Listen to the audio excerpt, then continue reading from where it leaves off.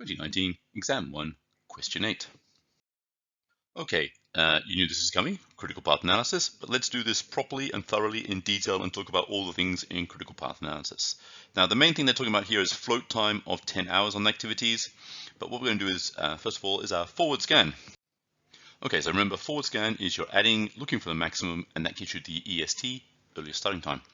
So we've got 0 here, 0 plus 5, 5, 5 plus 4, 9, 9 plus 3, 12, 12 plus 6, 18. Let's go back and do a couple more. 5 plus 1, 6, 6 plus 8, 14. I'm going to choose the 18 of the 14 and 18. I'm choosing the max.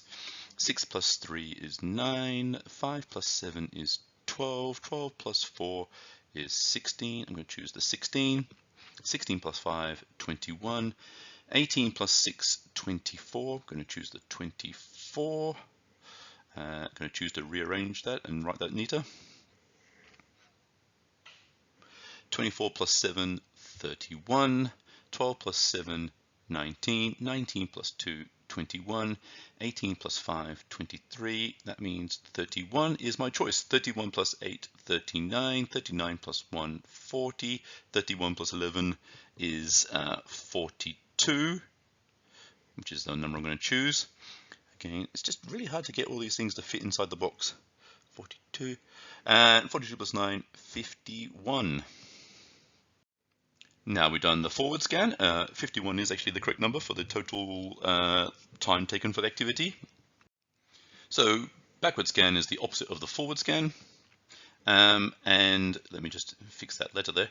And we're subtracting, looking for the minimum, and that's going to give us our latest start time, LST.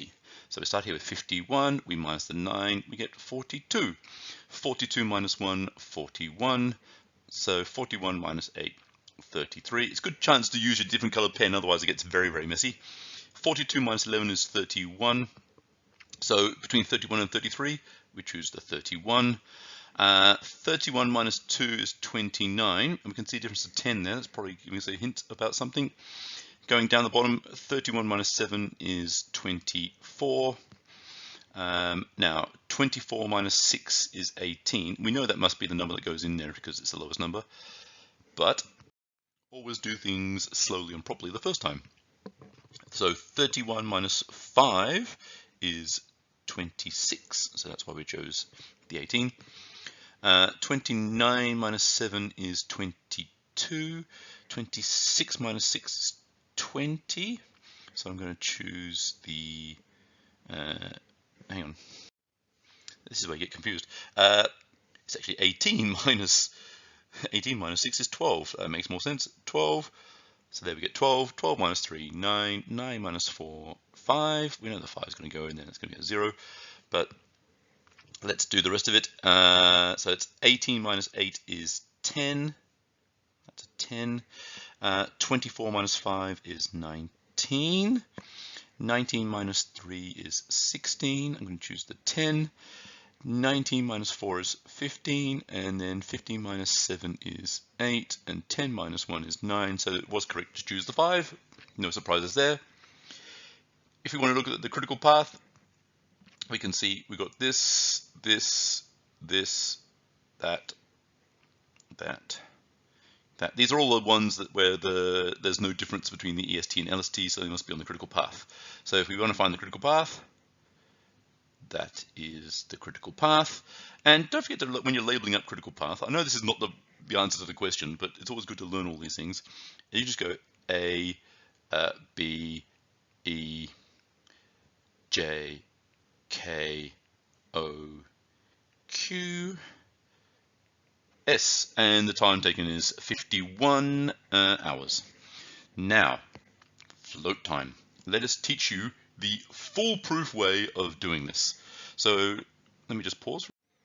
And there I've removed my highlighting.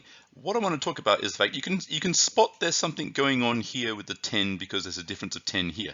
And in most textbooks, they will say that about this difference of 10. But it's not the best way of looking at this. So I'm just going to isolate this part.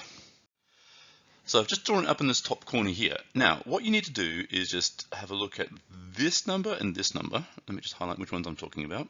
So I'm talking about the EST and the LST, the two outside ones, and this 7.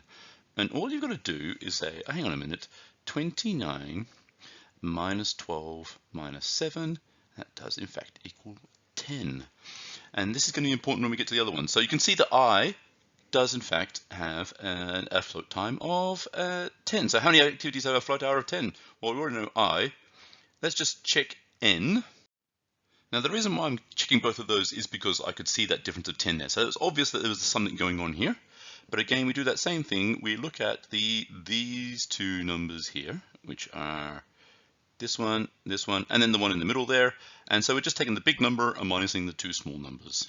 All right. So if we're doing that, then you've got 31 minus 19 minus 2, and that does equal 10. But this is a question 8. There's bound to be another one out there, and it's very hard to spot where it is because, depending on your textbook, some of them won't even tell you. They're going, well, there's nothing else there because you can't spot any differences of 10. But there is one more. So that using this technique, can we spot that thing? Well, again, remember you're doing the outside